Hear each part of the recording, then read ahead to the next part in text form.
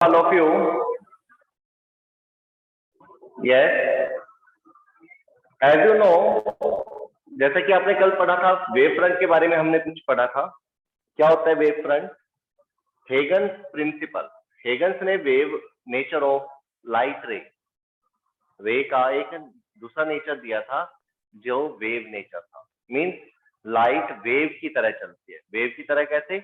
You know, इस तरह से आपकी ऑसिलेट करती हुई कह लो या वाइब्रेशन करता हुआ कह लो, इस तरह से लाइट इस तरह से चलती है। लेकिन क्योंकि इनकी वेवलेंथ बहुत कम होती है, दैट्स व्हाई ये हम स्ट्रेट लाइन में ही स्टडी करते हैं। कैसे स्टडी करते हैं? स्ट्रेट लाइन में। और वेव फ्रंट के बारे में जो कुछ भी कल आपने सीखा, थोड़ा सा उसको पहले बता रहा हूं, क्योंकि उसके बाद लॉ ऑफ रिफ्लेक्शन हम करने जा रहे हैं और उसके अंदर wave front has an important role. काफी अच्छा रोल प्ले करेगा ये वेव फ्रंट। तो उसके लिए आप थोड़ा सा एक बार दोबारा से इसको देख लीजिए कि अगर कोई सोर्स आपके पास, कोई लाइट सोर्स आपके पास पॉइंट शेप में है, किस शेप में है?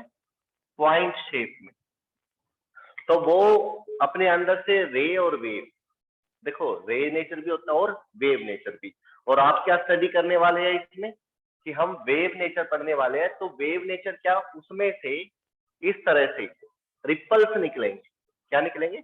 रिपल्स। लाइक दिस कि फर्स्ट यहां पर बनेगा मान लो वेव फ्रंट, सेकंड इस तरह से, थर्ड लाइक दिस, इस तरह से ये लाइट एमिट करेगा in the form of wave. और दूसरी चीज, जो इसका ये सफियर बनते जा रहे हैं, कंसेंट्रिक सफियर बनते जा रहे हैं, ये वेव फ्रंट की तरह एक्ट करेंगे। ये सब क्या होंगे? Wave front. और इसमें एक कॉमन चीज क्या होगी कि जो इसके ये वेव फ्रंट के ऊपर आपको पार्टिकल दिखाई देंगे, यहां पर ये पार्टिकल्स लेंगे आप, जो भी वेव फ्रंट आपने ले लिया उसके ऊपर अगर आपने पार्टिकल ऐसे आप ले सकते हो in locus of all the particles.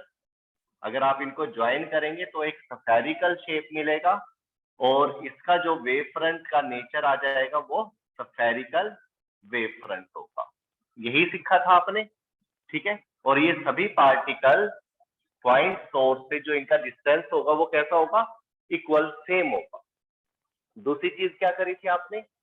दूसरी चीज आपने ये समझी कि जो ये पार्टिकल है, अगर ये आपका सेकेंडरी सोर्स की तरह काम करेगा। प्राइमरी सोर्स कौन सा हो गया?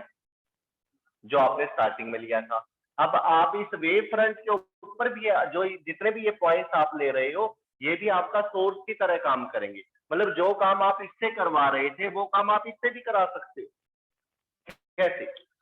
अब ये आपका सेकेंडरी सोर्स की तरह काम करेगा। सेकेंडरी सोर्स का मतलब कि यहां से जैसे आप ये स्फीयर बना रहे थे, आप यहां से भी टी टाइम में देखो लाइट कितना ट्रेवल करेगी। सपोज यहां तक पहुंच गई तो यहां पर आप एक स्फीयर कंसीडर कर लो। ऐसे ही उसी टाइम यहां से भी क्या होगा? यस, लाइट ट्रेवल करेगी और एक स्फीयर यहां पर डिजाइन हो जाएगा, फिर यहां पर हो जाएगा। इस तरह से आप सबके लिए वेव फ्रंट डिजाइन कर सकते हो, सभी पॉइंट्स के लिए, ठीक है। और अगर आप ये वेव फ्रंट डिजाइन करते हो और उसके बाद आप इनके ऊपर टेंजेंट ले लीजिए। क्या ले लीजिए? टेंजेंट। ये टेंजेंट हो गया इसका, सभी का टेंजेंट ले लिया और आप इसको क्या करिए? यस, ज्वाइन कर दीजिए। तो आप देखोगे आपको एक और वेव फ्रंट मिल चुका है, ठीक है। इस तरह से आप अगर वेव फ्रंट लेना चाहो, वेव फ्रंट से नेक्स्ट वेव फ्रंट, तो आप डिजाइन कर सकते हो। तो ये थी वेव फ्रंट की थ्योरी। लेकिन इसके अंदर जो मेन पॉइंट है जो हमें हेल्पफुल रहने वाला आगे, वो क्या है वो देखिए। जो ये वेव है इस तरह से चल रही है आगे, आर्क बनाती हुई, इस तरह से स्फीयर, आर्क, जो भी आप कहना चाहो। और जो रे होती है वो स्ट्रेट लाइन में चलती है। कैसे चलती है? स्ट्रेट लाइन में। तो ये मैंने जो स्ट्रेट लाइन में रे को ऐसे लिया, तो आप देख सकते हो सभी पार्टिकल से हम रे नेचर भी आप इसका स्टडी करिए आप, ये लाइट रे इस तरह से चल रही है और वेव इस तरह से चल रही है। तो आप देख सकते हो कि जो ये लाइट रेज है जो पॉइंट सोर्स से आ रही है या फिर ये सेकेंडरी सोर्स जो आपने यहाँ पर लिया था वेव फ्रंट पे, यहाँ से चल रही है, ये सब वेव फ्रंट के साथ कितने डिग्री एंगल बना रही है? 90। कितने डिग्री एंगल? 90 मीन्स परपेंडिकुलर है। तो आप कह सकते हो यहाँ पर पॉइंट को नोट कर लीजिए, जो रेज होंगी परपेंडिकुलर टू वेव फ्रंट होंगी। कैसी होंगी? Wave front. Rays are perpendicular to wave front. ठीक है, पॉइंट के लिए कैसा बना? स्फेरिकल। अगर लाइन होता, पॉइंट सोर्स की जगह पर लाइन सोर्स होता, तो इसके वेव फ्रंट कैसे डिजाइन होते? In terms of cylindrical. कैसे होते? सिलेंड्रिकल। और क्या बताया था इसके बारे में? चलो, एक पॉइंट ये हो गया, एक ये हो गया, ये हो गया। अब इसके बाद आप पढ़ेंगे कि जो ये वेव फ्रंट बनते हैं, देखो आप देख सकते हो यहाँ से यहाँ तक का पार्टिकल का डिस्टेंस सेम है, यहाँ से लेकर यहाँ तक का पार्टिकल का डिस्टेंस सेम है। गिवन टाइम में लाइट यहाँ तक पहुंचेगी, तो इधर भी गिवन टाइम में लाइट यहाँ तक पहुंचेगी। दैट्स व्हाई ये स्फेरिकल वेव फ्रंट आएगा। बट अगर ये मीडियम अगर आप डिफरेंट ले लो, क्या ले लो? डिफरेंट। कल ही बताई थी ये बात भी, आज फिर आपको एक बार रिपीट कर देता हूँ। ऐसा भी होता है और रिफ्रैक्शन के केस में होगा। सपोज ये आपका रेयर मीडियम है और ये डेंसर मीडियम। रेयर में लाइट ट्रेवल फास्ट करती है एज कंपेयर टू डेंसर, तो टी टाइम में अगर ये यहाँ तक पहुंच रही है, क्या यहाँ पर भी उतने टाइम में पहुंचेगी? नो, उसमें ये इससे कुछ पहले होगा। तो कहने का मतलब है जो स्फीयर का रेडियस आपका इस साइड होगा, उससे कम रेडियस का स्फीयर आपका इस तरफ बनेगा। ठीक है, तो हाफ में आपका ज्यादा रेडियस के साथ होगा। देखो ये मैं ज्यादा रेडियस बना रहा हूं इसका। ठीक है, आप इधर भी देख सकते हो।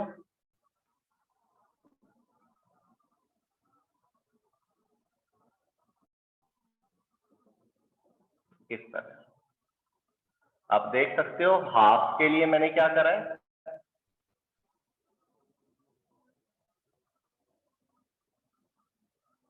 हाफ के लिए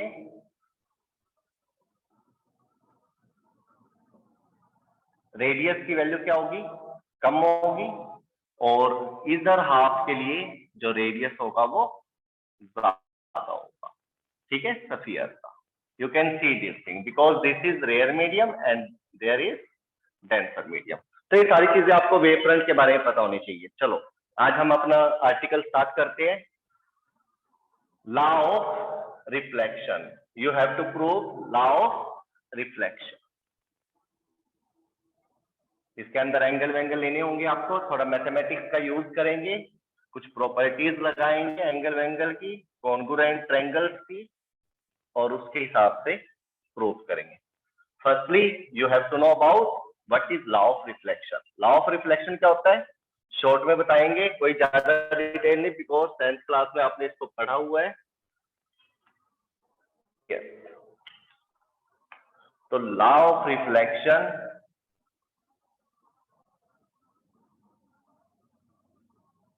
on the basis of Hagen theory. Theory और प्रिंसिपल। हेगन ने कुछ बातें बताई थी, तो उसका यूज करके आपने इस लॉ को प्रूव करना है। ठीक है, तो क्या था लॉ ऑफ रिफ्लेक्शन? सबसे पहले आप इसके अंदर बताइए मेरे को। लॉ ऑफ रिफ्लेक्शन था angle I is equal to angle R. Angle I is equal to angle R. Second क्या था? Incident ray, normal and reflected ray are in same plane. ये किसमें होनी चाहिए? Same plane. यही थी दो बातें। चलो, इन दोनों को प्रूव करेंगे आज। ठीक है, सॉरी, इन दोनों को प्रूव करेंगे। चलो, सबसे पहले आप इस तरह से कोई प्लेन सरफेस ले लेंगे, क्या ले लेंगे? Plane surface. After that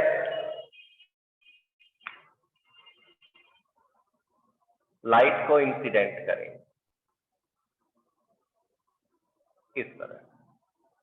okay, एक लाइट को नाम दे दीजिए रे 1, ये ray 2, and both are incident radiation, incident ray I कह सकते हो आप, इंसिडेंट रे आई। उसके बाद यस, एक वेव फ्रंट बनाइए, इंसिडेंट वेव फ्रंट बनाइए। कैसे बनेगा? जितने लाइट टाइम में यहाँ तक यहाँ पे लाइट आएगी, तो ये परपेंडिकुलर डिस्टेंस आपको वेव फ्रंट डिजाइन करके दे देगा। इस पॉइंट को आप कह सकते हो ए, इसको कह सकते हो बी, ठीक है। और यहाँ से ही आपने सारा काम स्टार्ट कर देना है। चलो, इसके बाद एक नॉर्मल लीजिए आप। इंसिडेंट रे क्या एंगल बनाएगा नॉर्मल के साथ? नॉर्मल n1 ले लिया आपने, ठीक है। वेव फ्रंट कितने डिग्री एंगल पर होता है रे के साथ? मैंने पॉइंट लिखवाया था फर्स्ट पॉइंट, रे परपेंडिकुलर टू वेव फ्रंट, तो ये वाला एंगल कितना होगा? 90 डिग्री। कितना होगा ये? 90 डिग्री। ये ब्लैक लाइन और ब्लू लाइन का 90 डिग्री। और ये जो नॉर्मल के साथ इंसिडेंट रे एंगल बना रही है, ये कितना होगा? एंगल आई। तो रेस्ट वन एंगल कितना हो जाएगा? ये 90 माइनस आई। कितना हो जाएगा? 90 माइनस आई। उसके बाद देखिए, ये जो नॉर्मल है ये सरफेस के साथ कितने डिग्री एंगल बनाएगा? अगेन 90। और उसमें से ये कितना है? 90 माइनस आर। तो ये वाला एंगल कितना बचेगा? Angle I. Note it, note करिए इस पॉइंट को कि हमने क्या करा। एंगल आई इंसिडेंट रे के साथ नॉर्मल का एंगल, फिर देखा जो ये रे है ये वेव फ्रंट के साथ कितना एंगल बना रही है? 90। तो 90 में से आई को माइनस करा तो ये रेस्ट एंगल बन गया 90 माइनस आई। उसके बाद वेव, ये नॉर्मल का सरफेस के साथ 90 डिग्री एंगल होता है, उसमें से 90 माइनस आई अगर ये होगा तो बचेगा कितना? ओनली एंगल आई, ठीक है।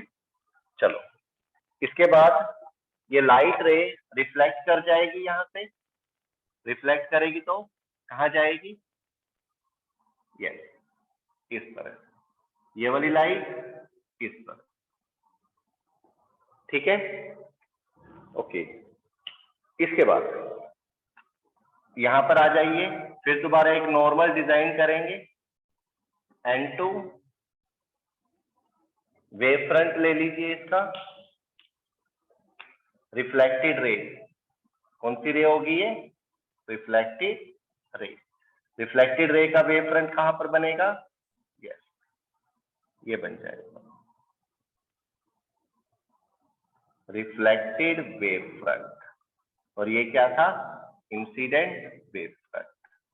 दो wave front, A B incident wave front, और इसको नाम दे दो सीडी, सीडी दे दो रिफ्लेक्टेड वेव फ्रंट, ठीक है। चलो, ये नॉर्मल ले लिया आपने। नॉर्मल के साथ जो रिफ्लेक्टेड रे एंगल बनाती है वो कितना बनाती है? एंगल आ, एंगल आ। और जो ये वेव फ्रंट है रिफ्लेक्टेड के साथ कितना एंगल बनाता है? 90। तो 90 में से अगर ये आर होगा तो ये बचा हुआ एंगल क्या होगा? 90 माइनस आर। क्या होगा? 90 माइनस आर। चलो, अब इधर आ जाइए। नॉर्मल का सरफेस के साथ एंगल कितना होगा? 90 डिग्री। यस, ये नॉर्मल है, ये सरफेस है, 90 डिग्री एंगल हो गया ये पूरा angle. Red colour dotted line और सरफेस ब्लैक लाइन 90 डिग्री। अगर ये 90 होगा और इस 90 में से ये 90 माइनस आर इधर चला गया, तो ये जो रेस्ट एंगल है ये कितना बचेगा? Angle are. ओके, तो आपने क्या देखा? ए बी डी के अंदर जो ये एंगल ए है ये क्या होगा? आई। और ए डी सी के अंदर जो ये एंगल डी है ये क्या होगा? R. Triangle B A D, angle A is equal to I, और इसमें ट्रायंगल ले लीजिए, कौन सी, C D A. Here the angle D is equal to what? Angle R. I am saying this thing. From the diagram you can take this. Okay? कोई doubt इसमें? अलग से बना दो इस ट्रायंगल को।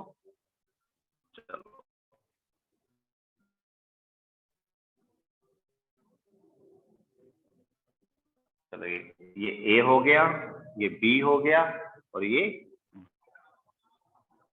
ABD, ये राइट एंगल ट्रायंगल बना दी, और ये एंगल कितना है, 90 degree.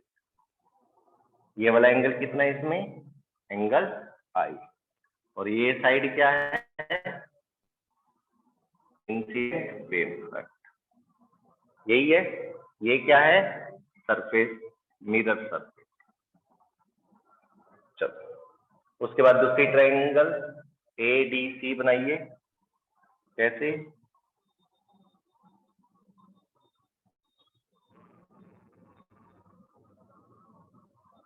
this is C, this is D, this is A. Now this angle is R, this is reflected wave, okay, and this angle is 90 degree. चलो, और ये क्या होगा, सरफेस। बन गया। चलो अब क्या करना है, प्रूफ। क्या करना है, प्रूफ। लॉ ऑफ रिफ्लेक्शन को प्रूफ करना है, तो प्रूफ में आपके दो पॉइंट है, उन दोनों पॉइंट को प्रूफ करेंगे कैसे, angle I is equal to angle R.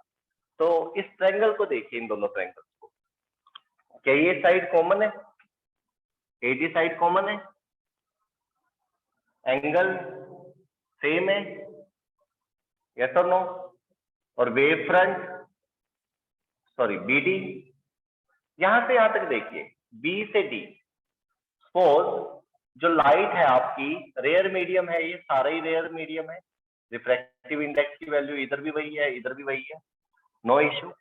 तो लाइट ट्रेवल कर रही है सपोज वी वेलोसिटी से, और टी टाइम में वो बी से डी तक जा रही है। ध्यान से देखना, B to D distance cover करा इन टाइम टी। ओके, कैसे, वेलोसिटी v थी, टाइम t था, तो ये bd डिस्टेंस पर। उसके बाद AC के बारे में देखिए, सेकंड थिंग AC। AC क्या होगा, वेलोसिटी इनटू टाइम। यहां से भी लाइट यहां से यहां तक चलेगी, velocity into time, AC cover कर जाएगी तब तक। कितने टाइम में, in time t। Same time में जितना B से D जाएगी उतना ही A से C जाएगी। Means BD distance is equal to क्या होगा, AC in T time. Note कीजिए इसको, BD इज इक्वल टू क्या होगा, AC। तो इस हिसाब से जो ये BD है ये किसके इक्वल आ गया, AC के। तो इसके अंदर तीन चीजें हम प्रूव कर चुके हैं, ये साइड इसके इक्वल, ये साइड इसके इक्वल, और ये एंगल दोनों का 90 डिग्री। तो इसके हिसाब से ये दोनों ट्रायंगल कैसी हो जाएंगी आपकी, कॉन्ग्रुएंट। क्या हो जाएंगी, कॉन्ग्रुएंट। तो right angle triangle ABD is congruent to right angle triangle ACD। और अगर ये इक्वल होंगी तो I और R भी क्या हो जाएंगे, इक्वल। तो ये था आपका proof, by geometry you can see this thing. ये हो गया प्रूफ। लेकिन अभी एक ही चीज प्रूव हुई है, only first point is prove. Second is what, I, N and R in the same plane. ये सेम प्लेन में होगी। तो इस चीज को थोड़ा सा 3D लेकर करेंगे आप। कैसे, यू नो लाइट रे इस तरह से आ रही है, एक तो इस बोर्ड का प्लेन देखिए कहां पर है, आपकी तरफ, नॉर्मल आपकी तरफ होगा, इसका परपेंडिकुलर आपकी तरफ होगा। नंबर एक, बोर्ड की डायरेक्शन देखिए कहां पर है, बोर्ड का normal in front of you, बिल्कुल आपकी तरफ है। चलो रे कैसे ले रहे हैं हम, इसी के अकॉर्डिंग करेंगे। रे कैसे आ रही है, इस तरह, इस तरह से। देखो बोर्ड के बिल्कुल ऊपर ही चल रही है, तो बोर्ड के साथ तो ये पैरेलल ही होगी, क्योंकि परपेंडिकुलर कहाँ होता है बोर्ड का, सामने। लेकिन रे कैसे ले रहे हैं आप, ऐसे। तो देखा जाए तो आई बोर्ड के साथ कितना है, पैरेलल चल रही है, तो उसी के प्लेन में है। देखो बोर्ड इस तरह से है और इस तरह से लाइट आ रही है, ऊपर से नीचे गिर रही है, नीचे से ऊपर या साइड से, तो all the things parallel to the board. But अगर कोई बोर्ड में से बाहर आ रहा है, कहीं से भी आएगी, तो वो तब नॉर्मल होगा। और अगर आपकी बोर्ड से इस तरह से जा रही है, देखो स्लाइड करती हुई जा रही है, थोड़ा सा इंक्लाइन करती हुई जा रही है, ना तो वो ऐसे है ना वो सामने है, बीच में, तो ये उसके साथ एंगल बनाए, 3D है ये सारा। तो यहाँ से इंसिडेंट रे ऐसे आ रही है। अभी हम बात करते हैं सिर्फ वेव फ्रंट की। वेव फ्रंट को देखिए, ए बी। वेव फ्रंट कैसे होगा, अगर लाइट रे सामने से ऐसे आ रही है, तो इसका वेव फ्रंट कैसे होगा, सामने से ऐसे पैरेलल बीम आ रहे हैं, तो वेव फ्रंट कैसे होगा, सामने होगा, इसका प्लेन वेव फ्रंट, इस तरह से। तो बोर्ड के साथ इस वेव फ्रंट की डायरेक्शन क्या रहने वाली है, 90 डिग्री। कितना, 90 डिग्री। देखिए वेव फ्रंट ऐसे, कोई भी नोटबुक या कुछ भी ले लीजिए, सपोज मैं ए बी की जगह पर इसको रख रहा हूँ, बुक को, इसके बुक के ऊपर से ऐसे रेज इस तरह से आ रही है, तो ये सारा नॉर्मल, ठीक है, नॉर्मली लाइट इसको कवर करेगी, क्योंकि मैंने कहा था रे वेव फ्रंट के परपेंडिकुलर होती है। तो अगर ये परपेंडिकुलर होती है, तो ये वेव फ्रंट बोर्ड के साथ कैसा होगा, परपेंडिकुलर। इसी तरह से ये भी क्या होगा, सीधी क्या होगा, रिफ्लेक्टेड, ये भी पैरेलल ओ परपेंडिकुलर। सरफेस कैसे लिया हुआ है, ऐसे, तो ये भी क्या होगा, परपेंडिकुलर। तो तीन चीजें नोट हुई हमारी यहां से, कौन कौन सी, कौन कौन सी, A B wave front perpendicular to board या प्लेन पेपर कह सकते हो आप, बोर्ड, और अगर आप नोटबुक पे बना रहे हो तो पेपर, ठीक है। फर्स्ट, सेकंड, एबी की बजाय, एबी के साथ सीडी या डीसी भी है, वो भी कैसा होगा, परपेंडिकुलर टू बोर्ड और पेपर। Third, surface. सरफेस क्या ले लिया मैंने अभी, सिर्फ मैं एडी को ले रहा हूं, एडी भी कैसा हो गया, सरफेस ऑफ मिरर कह लो, plane surface is also perpendicular to board और पेपर। ये तीनों परपेंडिकुलर है, किसके साथ, बोर्ड के साथ। किसके साथ, बोर्ड के साथ। चलो अब बात करते हैं जो हमने प्रूव करना है। प्रूव क्या करना है, I and R, incident ray, normal and reflected ray, ये तीनों, जो ये प्लेन यानी कि जो आप ये बोर्ड ले रहे हो, इसके साथ कैसी होनी चाहिए, पैरेलल। कैसी होनी चाहिए, पैरेलल।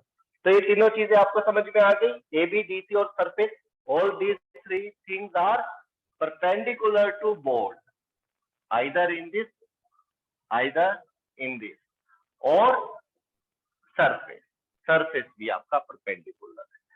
चलो आई के बारे में क्या ख्याल है, आई का एबी के साथ क्या रिलेशन है, आई जो इंसिडेंट रे है वो एबी के साथ क्या है, perpendicular. We know that I is perpendicular to AB. Normal surface के साथ है, normal is also perpendicular to surface, surface means AD. And what about reflected ray, जो ये रे बाहर जा रही है, जा रही है, ये के साथ क्या है, ये भी परपेंडिकुलर है सर। तो these are reflected ray is also perpendicular to CD wave front। देखो ये वेव फ्रंट है, ये सरफेस है, ये वेव फ्रंट है, ठीक है। I perpendicular to AB and AB perpendicular to board and perpendicular to surface and surface perpendicular to board। R perpendicular to CD and CD perpendicular to again board. तो AB board के perpendicular है और I AB के perpendicular है, तो यहां से आप देख सकते हो कि I बोर्ड के साथ क्या होगा, N बोर्ड के साथ क्या होगा, R बोर्ड के साथ क्या होगा, पैरेलल। क्या होंगे, पैरेलल। तो I N एंड R ये सारे के सारे पैरेलल टू बोर्ड होंगे, पैरेलल टू बोर्ड। और अगर ये पैरेलल टू बोर्ड होंगे तो इसका मतलब क्या होगा, यस, सेकंड थिंग प्रूव क्या आएगी, incident ray, normal, repeat ray, parallel to और in the same plane, line the same plane. और ये सेम प्लेन क्या है यहाँ पर, या तो पेपर होगा आपकी नोटबुक का या फिर board. Are you getting my point? कैसे आपने इन तीनों चीजों को एक ही प्लेन में शो कर दिया, कैसे, दोबारा से, A B perpendicular to board, C D perpendicular to board, surface, ये तीनों चीजें ए बी सी डी और सरफेस ये बोर्ड के क्या थे, परपेंडिकुलर। लेकिन इनके परपेंडिकुलर क्या था, इंसिडेंट रे, नॉर्मल और रिफ्लेक्टेड रे। तो एक उसके परपेंडिकुलर था तो दूसरा उसके परपेंडिकुलर था, दैट्स व्हाई फर्स्ट वाला तीसरे के क्या हो जाएगा, पैरेलल हो जाएगा। ओके, तो this is the, I hope आपने इसको समझा होगा। चलो, इसके बाद लॉ ऑफ रिफ्रैक्शन है, लेकिन उसका डायग्राम ही मेरे को लगता है कि आज बना पाएंगे, प्रूफ नहीं कर पाएंगे। तो डायग्राम की तरफ फोकस रखना, बाकी ये नोट कर सकते हो आप। ये डायग्राम बनाना बहुत जरूरी है। इसमें कॉमन चीज या मेन जो इंपॉर्टेंट थिंग है वो क्या ध्यान रखोगे आप, जो ये लाइट आप ले रहे हैं इंसिडेंट रे, इसको थोड़ा सा गैप में लेना, नंबर 1 और 2 को गैप में लेना। सेकंड, थोड़ा सा स्लाट करके सरफेस की तरफ झुकाव करके लेना। ज्यादा ऊपर से लेंगे तो जो ये ट्रायंगल है ये आपकी बहुत छोटी बनेगी, एंगल लेने में डिफिकल्टी हो। तो रिमेंबर दिस थिंग, आप इसको थोड़ा सा स्लाइड करके लेना इस तरफ, ये वाला सरफेस के साथ जो एंगल है वो कम होना चाहिए और उसी हिसाब से आप वापस ले जाना। अगर ज्यादा ऊपर से लिया आपने, नॉर्मल की तरफ से लिया, तो आपका ये डायग्राम सक्सेसफुल नहीं होगा, बीच में बहुत कम स्पेस रह जाएगा, जिसकी वजह से आप डायग्राम सही तरह से बना नहीं पाओगे।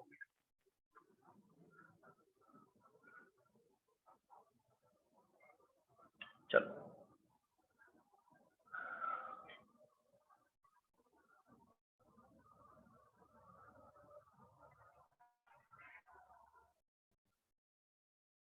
Next, law of refraction. Second is Snell's law कह सकते हो, लॉ ऑफ रिफ्रैक्शन कह सकते हो। और इनकी जो स्टेटमेंट में है वो इंसिडेंट रे वगैरह वगैरह करके नहीं लिखना आपने, इंसिडेंट वेव फ्रंट करके आप लिखें। उसमें क्या होता था, इंसिडेंट रे और incident angle is equal to reflected angle, यही लिखते थे ना। बट यहां पर आपने बोलना है incident wave front making an angle I with surface. अब इंसिडेंट रे नहीं बनाएगा एंगल, कौन बनाएगा, incident wave front. You can see here AB wave front making an angle I with AD। AB and AD के बीच में angle देखिए क्या होगा, एंगल आई। आपने तो यहां पर लिया था ना रे के साथ, लेकिन ये एंगल आपका यहां पर भी मिला है। तो हेगन थ्योरी वेव फ्रंट की, मतलब वेव फ्रंट को लेकर आपको स्टेटमेंट दे रही है कि एंगल ऑफ इंसिडेंस क्या रहेगा। एंगल ऑफ इंसिडेंस वो कहता है wave front, incident wave front और सरफेस के बीच के एंगल को बोलेंगे, नॉर्मल के बीच के एंगल को नहीं बोलेंगे। उसमें पढ़ा था आपने incident ray and normal, the angle between incident ray and normal. यहाँ पर देखिए ये इंसिडेंट रे है, ये नॉर्मल है, the angle between incident ray and normal is called I, but ये पहले था। रे जब आप पढ़ रहे थे, आप वेव पढ़ रही है। Now the definition of I is the angle between incident wave front and surface. तो ध्यान रखना, the angle I is what? Angle between incident wave front and surface of the mirror or plane mirror आप कहते हैं. And what about angle R? Same thing is there. Angle R is what? CD और surface AD के बीच का angle. तो आप कह सकते हो reflect angle between reflected wave front and surface. तो ये आपकी एक नई डेफिनेशन बन गई है इंसिडेंट एंगल की और रिफ्लेक्टेड एंगल की. ठीक है, चलो चलो अब एक डायग्राम करते हैं. लॉ ऑफ रिफ्रैक्शन के लिए you know very well mu is equal to sine I upon sine R होता है. इसमें आई और आर को आप हेगन प्रिंसिपल से जो वेव फ्रंट की फॉर्म है उसी के अंदर इसकी स्टेटमेंट देंगे. म्यू रिफ्रैक्टिव इंडेक्स होगा as you know mu two upon mu one. इसको आप डेंसर मीडियम के लिए लेते हो और इसको रेयर के लिए. अगर बात आ जाए रेयर, ये होगी लाइट जब रेयर टू डेंसर जा रही हो. डेंसर टू रेयर के लिए क्या लेते हैं?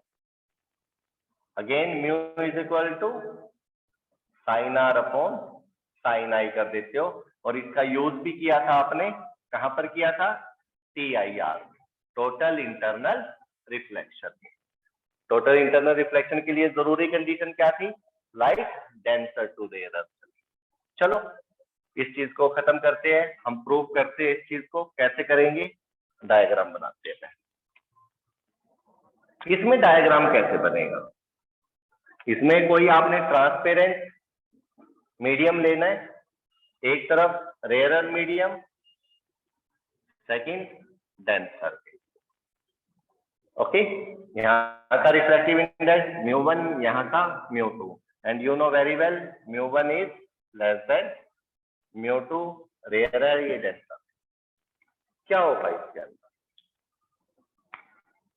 लीजिए इसको,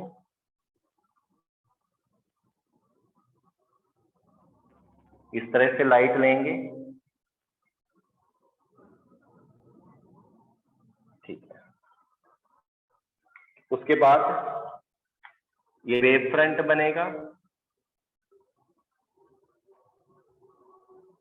कौन सा wave front? Incident wave front. ये रे ऑफ लाइट आई, ये इंसिडेंट वेव फ्रंट. आप ए भी नाम दे सकते हो इसको. व्हाट अबाउट एंगल आई? यहां से नॉर्मल डिजाइन करिए. N1, this is angle I. Okay, same thing repeat है. वेव फ्रंट और इंसिडेंट रे के बीच का एंगल कैसा होगा? 90 डिग्री. तो ये रेस्ट एंगल क्या बच जाएगा? 90 माइनस आई. अगेन सरफेस के साथ नॉर्मल का एंगल क्या होगा? 90 डिग्री. और ये जो रेस्ट है ये क्या बच जाएगा? एंगल आई. तो आप देख सकते हो सरफेस के साथ वेव फ्रंट का जो एंगल है वो एंगल आई. तो एंगल ऑफ इंसिडेंस क्या हो गया यहाँ पर रिफ्रैक्शन में? The angle between incident wave front and surface of the medium is called angle I. चलो यहां पर भी रिपीट करते हैं इस चीज को. This is normal N2. Light रे क्या होगी? अब रेयर से डेंसर में जाएंगी तो बैंड हो जाएंगी. ठीक है, इस तरह से बैंड हो जाएगी. अब क्या होगा? Again you have to take, बस एक चीज का ध्यान रखना, यहाँ पर वेलोसिटी ऑफ लाइट c है. लाइट की स्पीड ज्यादा हो और यहाँ पर लाइट की स्पीड क्या हो जाएगी? कम हो जाएगी. बिकॉज मीडियम चेंज हो रहा है, डेंसर मीडियम है तो लाइट धीरे चले. ठीक है, नाम दे दीजिए ए से बी.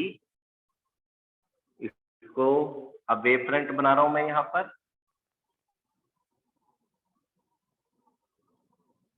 C D. लेकिन एक चीज का यहाँ पर ये देखिए आप, बी से सी टी टाइम में कितना डिस्टेंस कवर करेगा, C into T. Velocity of light C थी, टाइम टी था। लेकिन यहाँ पर ए से डी, क्योंकि डेंसर में स्पीड कम हो जाती है, यहाँ पर भी उसी टाइम में डिस्टेंस तो कवर होगा लेकिन सेम नहीं होगा। ए से डी, देखो यही गैप आया है यहाँ पर। यहाँ से बी से डी में टी टाइम में पहुंच गया था, यहाँ से ए से सी में टी टाइम में पहुंच गया था। Both are same, B into T, ये भी क्या होगा, बी इंटू टी। बट इस केस में क्या हो रहा है, बी से सी स्पीड ज्यादा होने की वजह से ज्यादा डिस्टेंस कवर किया है, और ए से टी कम हुआ। ठीक है, तो ये एंगल क्या होगा, 90 डिग्री, ये वाला एंगल 90 डिग्री। चलो